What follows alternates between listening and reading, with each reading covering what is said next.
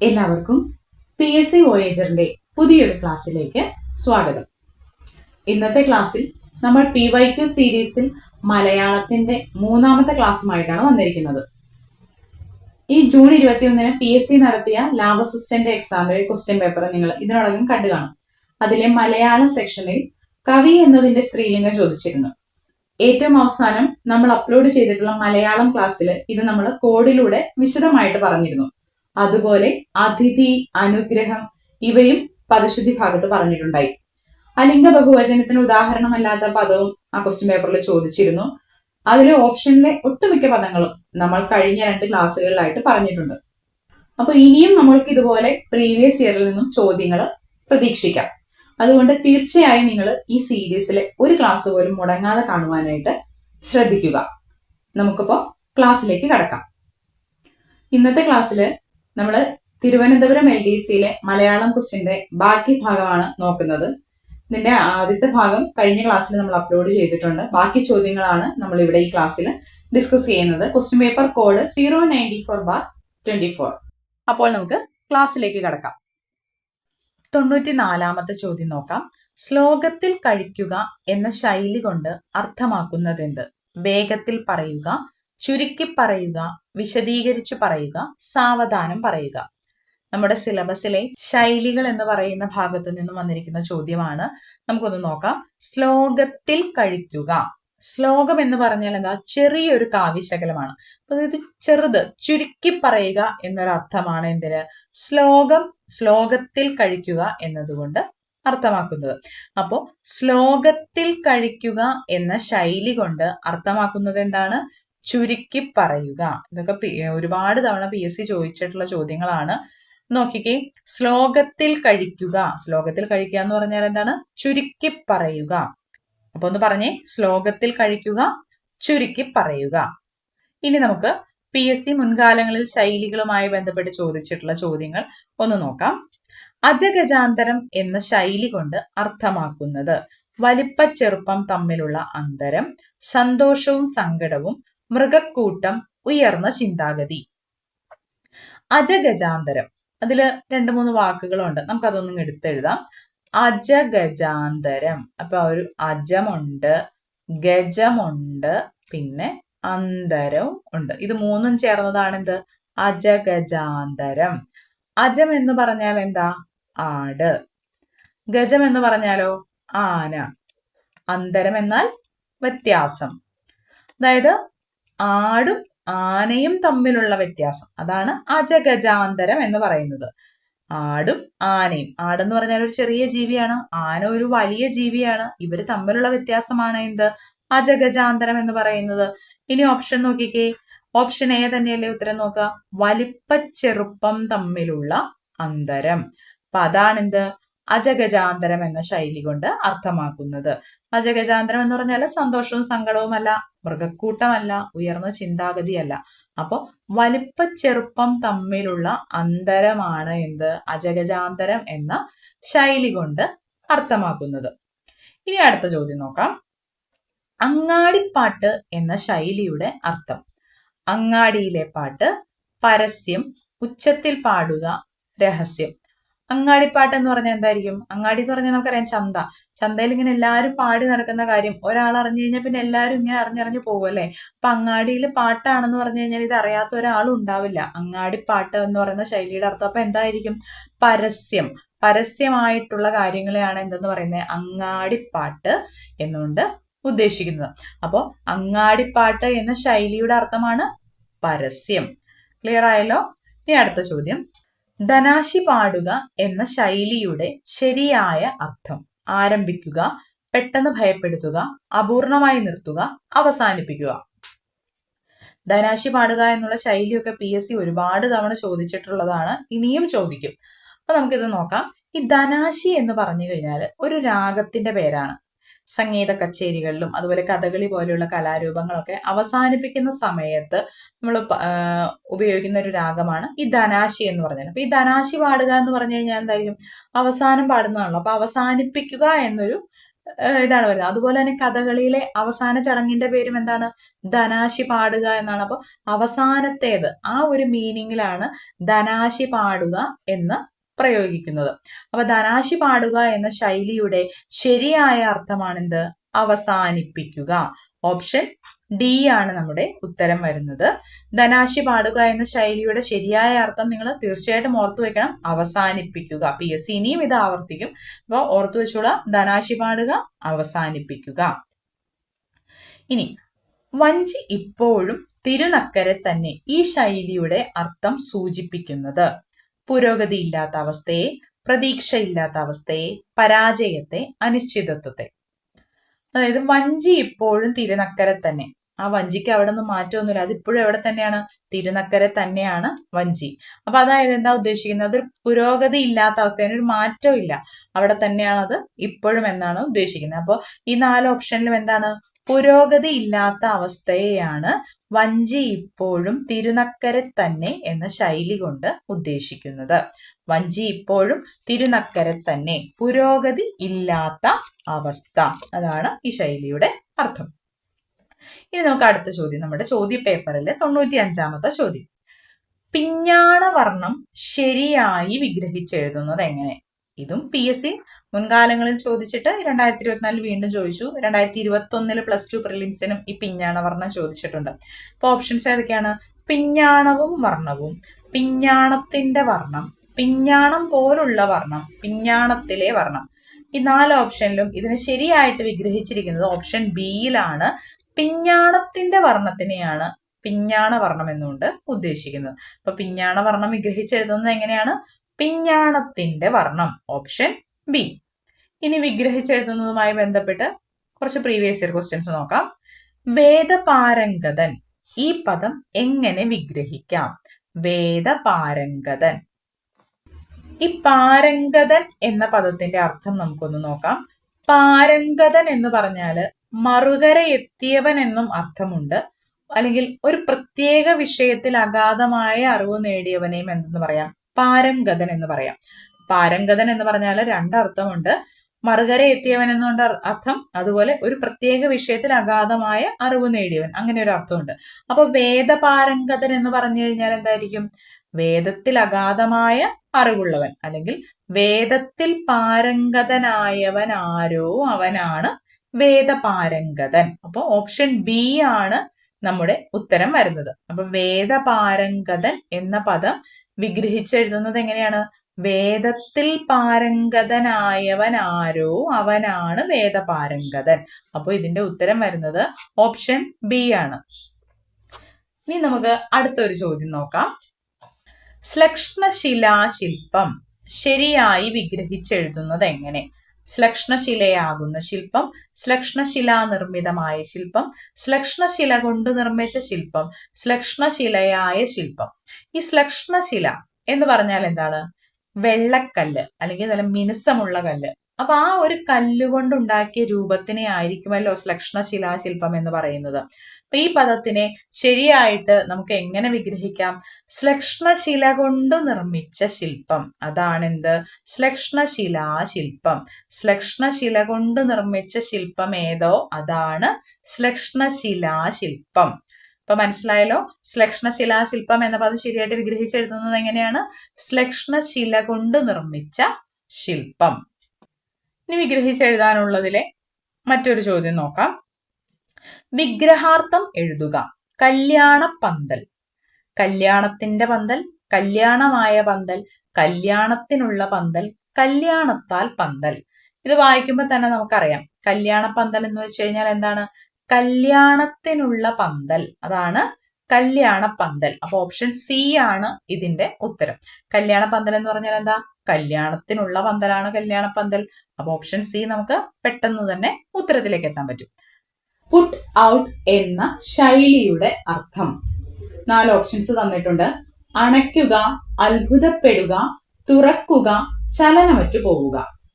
ഈ 4 ഓപ്ഷനില് put out എന്ന ശൈലിയുടെ അർത്ഥം അണയ്ക്കുക എന്നാണ്. അതായത് നമ്മൾ തീ അണയ്ക്കുക, അതാണ് ഈ പുട്ട് ഔട്ട് എന്നതുകൊണ്ട് അർത്ഥമാക്കുന്നത്. അപ്പോ പുട്ട് ഔട്ട് എന്ന ശൈലിയുടെ അർത്ഥം എന്താണ്? അണയ്ക്കുക അല്ലെങ്കിൽ തീ അണയ്ക്കുക എന്നെല്ലാമാണ് പുട്ട് ഔട്ട് എന്ന ശൈലിയുടെ അർത്ഥം. ഇനി ശൈലികളുമായിട്ട് ബന്ധപ്പെട്ട് PSC മുൻകാലങ്ങളിൽ ചോദിച്ചിട്ടുള്ള ചില ചോദ്യങ്ങൾ നമുക്കൊന്ന് നോക്കാം. ആപ്പിൾ ഓഫ് ദ ഐ എന്ന ഇംഗ്ലീഷ് ശൈലിയുടെ വിവർത്തനമാണ് മുതലക്കണ്ണീർ, കണ്ണിലുണ്ണി, ഉള്ളുകളികൾ, കണ്ടതും കേട്ടതും. അപ്പൊ ആപ്പിൾ ഓഫ് ദ ഐ എന്ന ഇംഗ്ലീഷ് ശൈലിയുടെ വിവർത്തനം കണ്ണിലുണ്ണി എന്നാണ്. അപ്പൊ ആപ്പിൾ ഓഫ് ദ ഐ എന്നാൽ എന്താണ്? കണ്ണിലുണ്ണി. നമ്മളിപ്പോ രണ്ട് ശൈലികൾ പറഞ്ഞു, പുട്ട് ഔട്ട് അണയ്ക്കുക അല്ലെങ്കിൽ തീ അണയ്ക്കുക, ആപ്പിൾ ഓഫ് ദ ഐ കണ്ണിലുണ്ണി. ഇനി to nip in the bud എന്ന ശൈലിയുടെ അർത്ഥമെന്ത്? വളർത്തിയെടുക്കുക, മുളയിലെ നുള്ളുക, മനസ്സിലാക്കുക, കൊയ്തെടുക്കുക. നമുക്കറിയാം ബഡ് എന്ന് പറഞ്ഞാൽ എന്താ?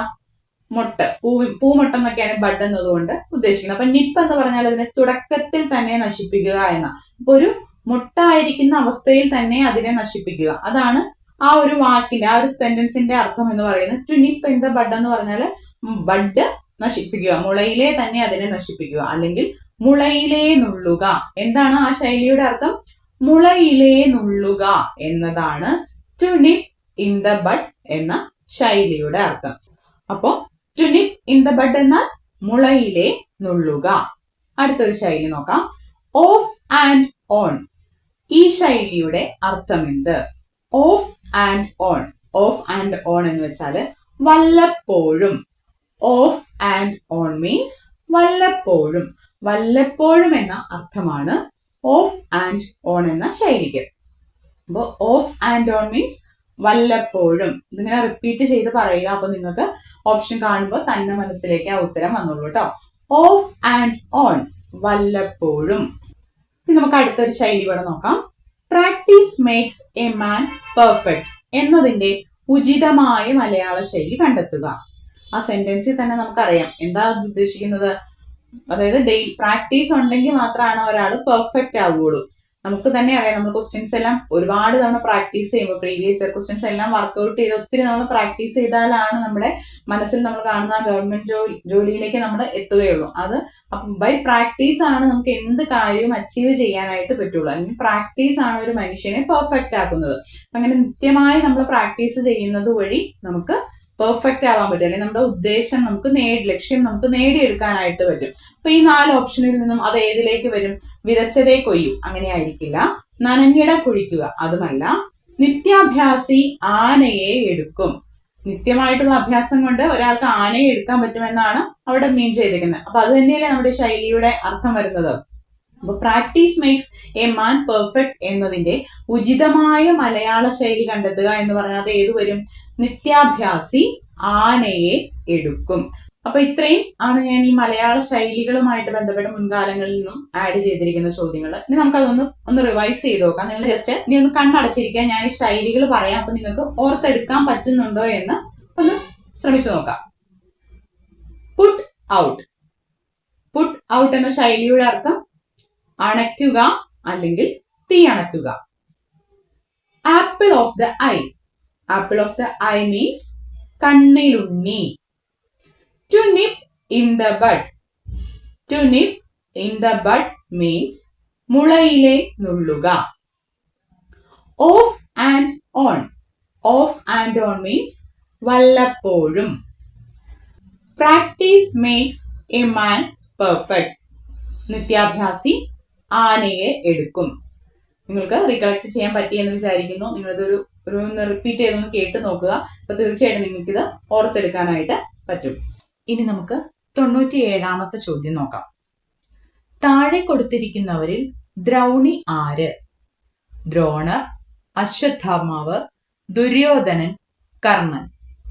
ഇത് ഒറ്റപ്പദമായിട്ട് എഴുതാനൊക്കെ പറഞ്ഞുകൊണ്ട് PSCയിൽ ചോദിക്കാറുണ്ട്. മിക്കവാറും അത് ദ്രോണരുടെ പുത്രൻ അങ്ങനെയുള്ള രീതിയിലൊക്കെയാണ് ചോദിക്കാറ്. ഇന്നയാളുടെ പുത്രൻ ആര്, അങ്ങനെ അതിന് ഒറ്റപ്പദമാക്കി എന്ത് പറയും, ആ ഒരു രീതിയിലാണ് ചോദ്യങ്ങൾ സാധാരണ കാണുന്നത്. ഇവിടെ ചോദിച്ചിരിക്കുന്നത് ദ്രൗണി ആരെന്നാണ് ചോദിച്ചിരിക്കുന്നത്. അപ്പൊ ഈ ദ്രൗണി ആരാണെന്ന് നമുക്കൊന്ന് നോക്കാം. ദ്രോണരുടെ പുത്രനെയാണ് ദ്രൗണി എന്ന് പറയുന്നത്. എന്താണ്? ദ്രോണരുടെ പുത്രൻ. ഇത് PYQ ആണ്. ദ്രോണരുടെ പുത്രൻ എന്ന് ചോദിച്ചിട്ട് ഓപ്ഷനിൽ പല ഉത്തരങ്ങൾ നൽകാറുണ്ട്. അപ്പോൾ കറക്റ്റ് ആയിട്ടുള്ള ഉത്തരം എന്ന് പറയുന്നത് ദ്രോണരുടെ പുത്രനാണ് ദ്രൗണി എന്ന് പറയുന്നത്. അപ്പോ ദ്രോണരുടെ പുത്രനാണ് ദ്രൗണി. ഇനി ഓപ്ഷനിലേക്ക് നോക്കിക്കേ, 4 ഓപ്ഷൻ ഉണ്ട്. ദ്രോണറുണ്ട്, അശ്വത്ഥാമാവുണ്ട്, ദുര്യോധനനുണ്ട്, കർണനുണ്ട്. അപ്പൊ ഇതില് ആരാണ് ദ്രോണരുടെ പുത്രൻ എന്ന് നമുക്ക് നോക്കണം. ദ്രോണർ അല്ല. അപ്പൊ ദ്രൗണി എന്ന് പറയുന്നത് ദ്രോണർ അല്ല എന്ന് നമുക്കറിയാം. ദ്രോണരുടെ പുത്രനാണ് ദ്രൗണി. ഈ ദ്രോണാചാര്യർക്ക് കൃപിയിലുണ്ടായ പുത്രനാണ് അശ്വത്ഥാമാവ്. അപ്പോ ദ്രോണരുടെ പുത്രൻ ആരായിരിക്കും? അശ്വത്ഥാമാവ്.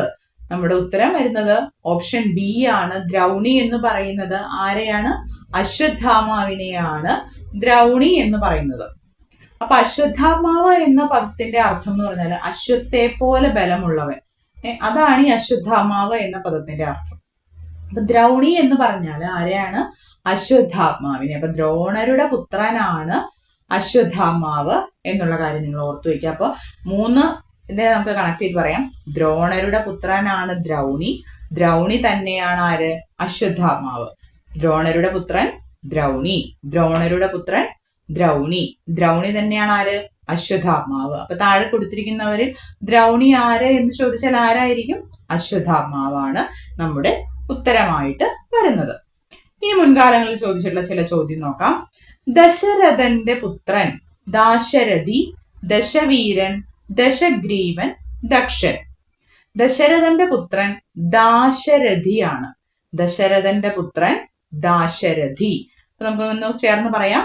കൂടെ പറഞ്ഞോളൂ. ദശരഥന്റെ പുത്രൻ ദാശരഥി. ദശരഥന്റെ പുത്രൻ ദാശരഥി. കിട്ടുന്നുണ്ടോ?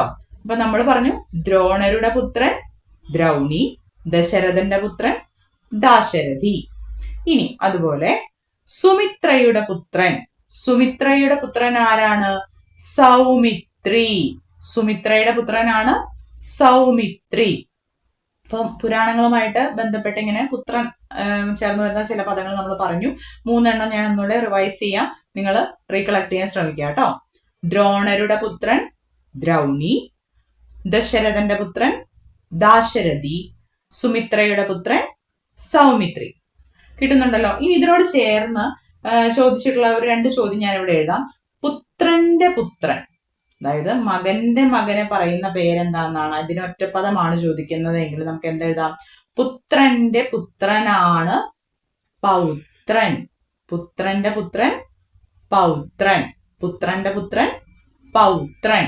ഇനി പുത്രന്റെ പുത്രിയാണെങ്കിൽ എന്തു വരും? പുത്രന്റെ പുത്രി.